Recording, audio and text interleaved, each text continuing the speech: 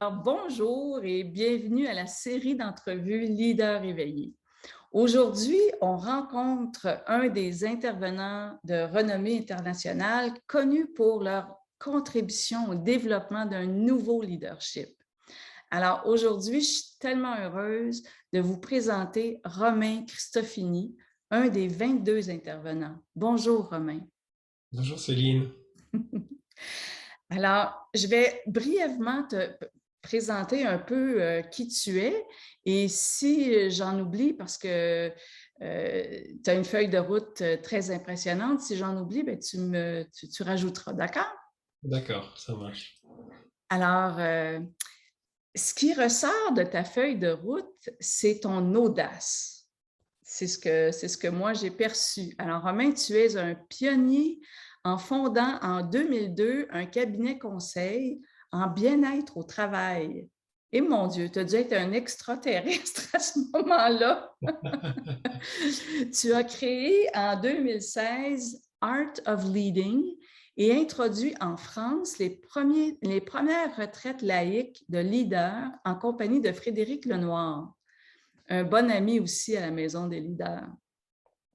Alors, après avoir accompagné des centaines d'entrepreneurs acteurs du changement sociétal, tu publies en 2019 L'intelligence spirituelle au cœur du leadership et tu fondes la même année la communauté des leaders éclairés, une association de décideurs désirant associer l'évolution intérieure et l'engagement pour la Terre et les générations futures.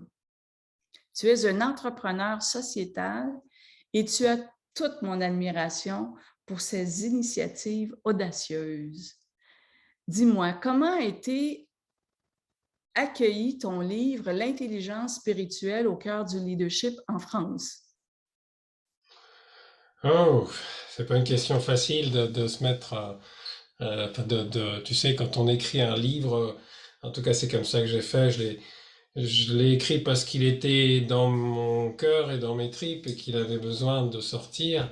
Et puis c'était simplement d'offrir ce que j'avais rencontré, ce que j'avais découvert il y avait pas, voilà, il y avait l'idée surtout que ça résonne pour les hommes et les femmes qui sont à cet endroit-là de questionnement.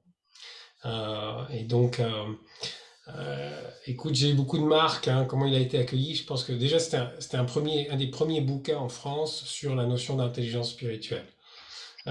C'était vraiment l'idée pour moi de sortir du tabou du spirituel, hein, en France, et c'est vrai dans pas mal de pays aussi en Europe, mais peut-être qu'en France, le pays du rationnel, tu vois, de Descartes, c'est encore plus marqué. Il y a vraiment une forme de confusion avec le religieux. Et puis il y a comme si voilà cette dimension-là, on n'osait pas l'aborder parce elle est un peu sensible dans l'entreprise. Et puis on a une laïcité très forte en France, tu vois. Et donc moi j'avais au contraire envie de quelque part d'atténuer cette frontière, parce qu'on en a tout simplement besoin.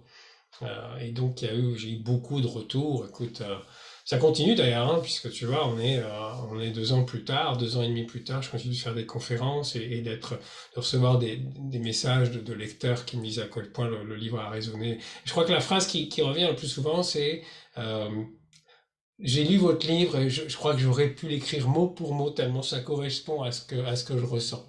Ah, wow! C'est ça qui m'a le plus marqué. Ouais. Et bravo, hein? Bravo pour... Mais je pense que le fait que tu sois tellement dans ton essence, le fait que ça résonne tellement en toi, que finalement, ça ne prend pas nécessairement de courage. Il fallait le faire, c'est tout. Oui, c'est ce que j'allais te dire quand tu as dit audace, parce que je ne sais pas si j'ai de l'audace, je ne sais pas s'il faut de l'audace pour être soi. Je crois que quand on est soi, qu'on a approché quelque chose qui est l'ordre de sa mission, tu vois, de son axe de vie, il y a quelque chose d'assez naturel en fait qui se met en place. Alors pour d'extérieur, ça peut paraître audacieux, tu vois, de rompre des tabous, de dire les choses de façon aussi claire et directe que je peux les dire sur l'état du monde, sur le rôle des leaders, des responsabilités qu'on a par rapport au changement climatique et sociétal. C'est vrai que je mâche pas mes mots, si tu veux. Mais pour moi, ça correspond pas à une démarche d'audace. Pour moi, c'est juste une démarche de vérité. Et peut-être le meilleur mot, c'est courage. C'est-à-dire plutôt dire, tu vois, courage, c'est dire les choses avec le cœur, c'est agir avec le cœur, agir. C'est plutôt de cet ordre-là. Donc pour moi, ça n'a pas été un effort, ça, tu vois. Il y a pas d'audace, il n'y a pas de sentiment de prendre une prise de risque, il y a juste faire ce que j'ai à faire.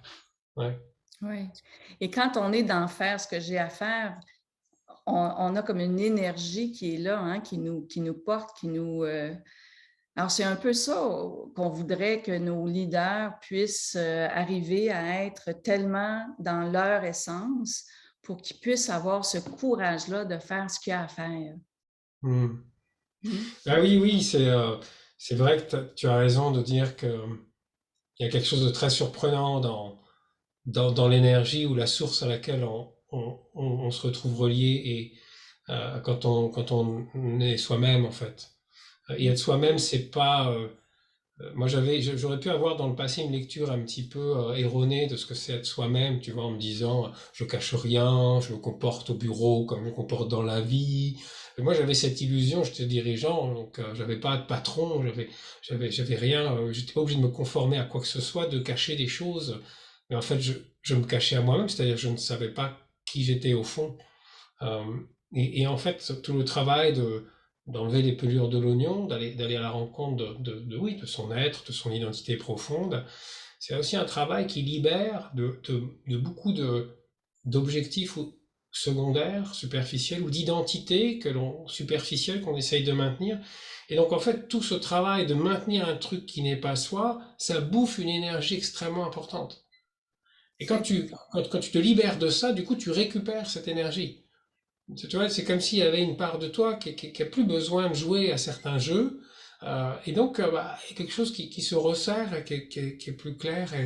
Et ça ne veut pas dire que l'énergie est tout le temps là, que le robinet est tout le temps ouvert. Tu vois, ça s'entretient, il faut garder le robinet ouvert, il faut parfois revenir à la source ou se reconnecter à des sources supérieures. En tout cas, moi, c'est ce que j'essaie de faire pour revivifier. Mais c'est vrai que depuis toutes ces années, j'ai pas, j'ai eu des épisodes où c'est plus difficile, comme tout le monde, où il y a des choses à traverser, des densités, des épreuves de vie, mais il y a au fond quelque chose qui bouge pas. Il y a quelque hmm. chose d'une forme de certitude et de solidité de l'être, en fait. Hein. On dit souvent, tu sais, que l'être peut pas être blessé, en fait. Lui, il peut rien lui arriver, cette partie de nous qui est en nous. Notre surface, notre ego, notre personnalité qui peut être blessée, qui peut être en souffrance, mais au fond, notre être, lui, il est inatteignable. Hmm. Alors, imaginez comment on peut se sentir fort quand on est inatteignable. Oui, alors oui, mais c'est vrai, mais j'ai envie du coup de compléter, de dire, en fait, tu te sens fort. Je sais pas si je me sens fort. Et vulnérable à la Ouais, fois. voilà, c'est ça que j'allais dire, c'est-à-dire, tu es fort de ton humilité. C'est-à-dire que Hmm. tu es fort parce qu'à partir du moment où tu ne cherches plus à être performant, à porter des choses, à réussir à tout prix, à tordre la vie à tes désirs, ben, il y a une part de toi qui n'est plus en combat, qui collabore avec la vie au lieu de vouloir la soumettre à tes désirs. Et donc, il y a quelque chose qui est beaucoup plus doux, qui est infiniment plus doux. Et donc, c'est plus tellement une question d'être fort, je pense, c'est plutôt une question de rayonner, une question de puissance, tu vois, qui s'enracine ouais, dans une vulnérabilité d'être humain, tout simplement. C'est juste, c'est peut-être ce que j'entendais un enseignement il y a pas longtemps là-dessus qui disait en fait la fragilité, la vulnérabilité, c'est le langage c'est le privilège des faibles. C'est-à-dire que les gens qui essayent d'être forts tout le temps, les gens qui maintiennent cette image ou cette injonction intérieure d'être fort tout le temps, d'y arriver tout le temps, n'ont pas accès à ce langage-là, n'ont pas accès du coup au lien avec d'autres qui partagent cette fragilité. Donc il y a une solitude terrible de celui qui veut être fort tout le temps. Et donc du coup il y a un manque de ressources parce qu'on ne peut pas être fort tout le temps. On est fort parfois on est vulnérable. Et dans cette vulnérabilité-là, quand on a fait le chemin, ben on rencontre en humanité tellement d'autres et que finalement, on a plein de gens pour nous aider dans cet espace-là. Euh, et c'est infiniment plus reposant que de se dire, Absolument. faut que je sois fort tout Oui, le temps. plutôt que d'être dans le mode survie. Mais je pense que il y a quelque chose qui va résonner avec plusieurs leaders qui essaient d'être justement le dirigeant fort qui a toutes les réponses et c'est tout qu'un poids. Et surtout aujourd'hui, dans un monde qui change rapidement, qui est complexe, alors, ce leader-là qui est fort, qui veut être fort, qui veut être surtout, euh, qu'est-ce que tu lui dirais? Écoute, À part de s'inscrire dans le programme de leader éveillé. voilà. Euh, je crois que le début du chemin, si tu veux, pour un leader qui est dans ce schéma-là, parce que ce que tu décris, en fait, c'est finalement un schéma qui arrive à sa fin. C'est-à-dire le leader dont on attend tout, le leader qui doit être sans faille, voilà, qui est au cœur de la tourmente et dans un monde comme celui actuellement qui est en plein chambardement, qui serait bourré de certitudes et toujours plein d'énergie, séduisant, convaincant, visionnaire, etc. Ce leader-là a vécu. Alors, quand je dis il a vécu, ça veut dire que les gens n'attendent plus ça d'un leader. Je dirais même que si je te présente un leader comme ça, il y a une part de toi qui sera peut-être séduite parce qu'il sera peut-être séduisant, il aura peut-être des habiletés sociales. Mais il y a une part de toi qui se dira, mais est-ce que j'ai vraiment envie de suivre cet homme ou cette femme-là si je ressens pas son humanité? Si je ressens pas qu'il est lui aussi traversé par des émotions, si je ressens pas qu'il est lui aussi en questionnement profond sur ce qui se passe dans le monde et sur notre responsabilité. Il y a de fortes chances qu'il y ait une part de toi, si tu l'écoutes, qui dise il y a quelque chose qui n'est pas incarné. Donc il est peut-être fort, il est costaud, mais est-ce que cette force-là, c'est pas une fermeture plutôt qu'une ouverture? Une fermeture dans des certitudes, un enfermement dans un rôle aussi, hein, où le leader doit tout porter ou tout savoir, alors que c'est plus son rôle. On a besoin de chefs d'orchestre aujourd'hui, hein, on n'a plus besoin de chefs de guerre, on a besoin de gens qui font jouer les autres. Euh, donc, euh, donc moi, si tu veux, la façon dont j'aborde ça souvent avec des gens, des dirigeants que j'accompagne, c'est déjà d'aller se confronter à soi-même.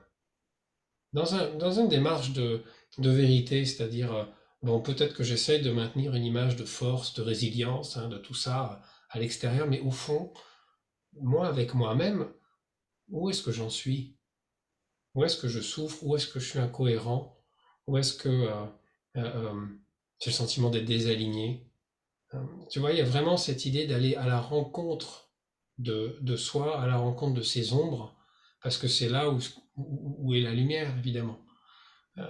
Mais tout démarre par une volonté de la personne de baisser la garde, d'aller vers du vrai, d'aller vers quelque chose d'authentique. Et donc, du coup, il y a un cadeau, un premier cadeau qui est déjà de l'ordre de, tu sais, quand tu déposes l'armure, quand tu déposes, voilà, il y a quelque chose qui se relâche de l'être à l'intérieur qui peut, c'est un petit peu comme le soupir des bébés, je sais pas si tu les vois, tu sais, tu vois, voilà, et tu sens qu'il y a quelque chose qui se relâche profondément, et puis à partir de là, aller regarder, avoir le courage d'aller regarder en profondeur et de faire un bilan avec soi-même. Un bilan, c'est est-ce que je sais qui je suis, ou en tout cas, est-ce que j'essaie de vivre au plus proche de moi? Ou est-ce que je me suis éloigné de moi? Et puis, est-ce que aussi, est-ce que je mène la vie qu'au fond j'aspire à vivre? Ou est-ce que je me Mhm. suis égaré dans des scénarios de vie qui sont des scénarios peut-être qui sont valorisés par la société, mais qui au fond sont les scénarios de l'ego. Et le problème des scénarios de l'ego, si tu veux, quand tu cavales après des scénarios de réussite ou de reconnaissance, etc., qui sont dictés par l'ego, au bout du chemin, il n'y a pas de joie. C'est pour ça que c'est sans fin. Et donc, c'est pour ça que tu as des dirigeants, des dirigeantes qui sont pris dans des espèces de cycles où ils s'arrêtent jamais. Où ils font une première boîte, puis ils la vendent, puis ils font une deuxième boîte, puis ou alors qu'ils grimpent dans la hiérarchie très très haut, et puis sans jamais se poser la question au fond de pourquoi je grimpe? Est-ce que c'est vraiment ça que j'ai envie de vivre? Et Mhm. puis il arrive à un âge où ça devient coûteux de se dire waouh, est-ce que j'ai envie de regarder dans le rétroviseur? C'est Jung, il a cette phrase un peu terrible qui dit il y a beaucoup de gens qui passent la moitié de leur existence à monter à une échelle pour se rendre compte qu'ils l'avaient adossé au mauvais mur. Et Oui. donc voilà, donc tu vois, il y a quelque chose là pour le coup, il faut du courage. Hein, il faut du Oui. courage. Alors bien sûr, il y a des gens pour qui c'est plus doux, plus simple, hein, mais je crois qu'il y a quelque chose à aller regarder, hein, à aller regarder derrière cette force apparente. Au Oui. fond, je crois que quand on est un petit peu avec soi, c'est difficile de se mentir. Et c'est ce que le programme Leader éveillé offre. C'est quand même un programme sur 18 mois. Alors, 18 mois permet d'explorer, de réfléchir, de partager avec ses pairs, etc. Et c'est un voyage. Je veux dire, ce que Leader éveillé propose, c'est un voyage intérieur qui sera probablement le plus important de notre vie, hein? Ouais, puis il y a quelque chose dans ce que tu dis qui me paraît important, c'est que ce voyage-là dont on parle, qui est un voyage de conscience, qui est un voyage profond, ça se fait plus facilement déjà quand on est un petit peu guidé, c'est-à-dire quand il y a des gens qui ouvrent un peu des portes, hein, qui ouvrent des lumières, voilà. Et puis quand on est ensemble, Mm. quand on est ensemble. Parce que partager une intention comme être seul, aujourd'hui, être seul dans le monde et être un dirigeant qui est seul dans sa tour d'ivoire ou qui se pose des questions, il y a beaucoup de solitude chez les leaders, hein. Énormément de solitude. Pour les raisons qu'on vient d'évoquer d'ailleurs, hein. Demander de l'aide, demander du soutien, c'est déjà une démarche, c'est pas évident. Mais par contre, quand on a une intention commune de se dire, mais et si je rentrais dans effectivement un groupe, une dynamique qui a cette même intention-là, c'est-à-dire un travail d'intériorité qui ensuite est destiné à rejaillir sur l'extériorité, c'est-à-dire à servir le monde, à servir la société, là tu rentres dans une dimension incroyable. C'est-à-dire que tu dis, mais non, mais en fait c'est possible. D'ailleurs, on va le faire, parce qu'on est nombreux à vouloir le faire. Et le changement dont notre monde a besoin, je pense qu'une des choses essentielles, il y aura plus de, c'est pas un leader qui va changer le monde. Tu sais, on dit que le prochain Dalai Lama, c'est Thich Nhat Hanh qui dit ça. Il dit, ça sera peut-être une sangha. Le prochain Bouddha, ce sera peut-être, le prochain être éveillé, pardon, ça peut être une sangha, c'est-à-dire une communauté, pas une seule personne, mais une communauté. Parce qu'on en est là, on a besoin d'une communauté aujourd'hui. Merci. Merci énormément, Romain. Écoute, je pense qu'on plusieurs leaders vont se reconnaître dans ce que tu nous as partagé. Et écoutez, Leader éveillé, c'est un programme qui est quand même certifié par l'Académie des sciences et du management de Paris. Et c'est un des rares programmes en ligne francophones qui s'adresse aux leaders de l'avenir. Alors, les inscriptions sont maintenant ouvertes. Ne tardez pas. Au grand plaisir de vous retrouver au démarrage du programme dont Romain sera celui qui va nous introduire ce programme-là. Alors, Romain va nous parler de cette spiritualité qui est au cœur du leadership d'aujourd'hui. Merci beaucoup, Romain. Merci Céline, à bientôt. À tout bientôt.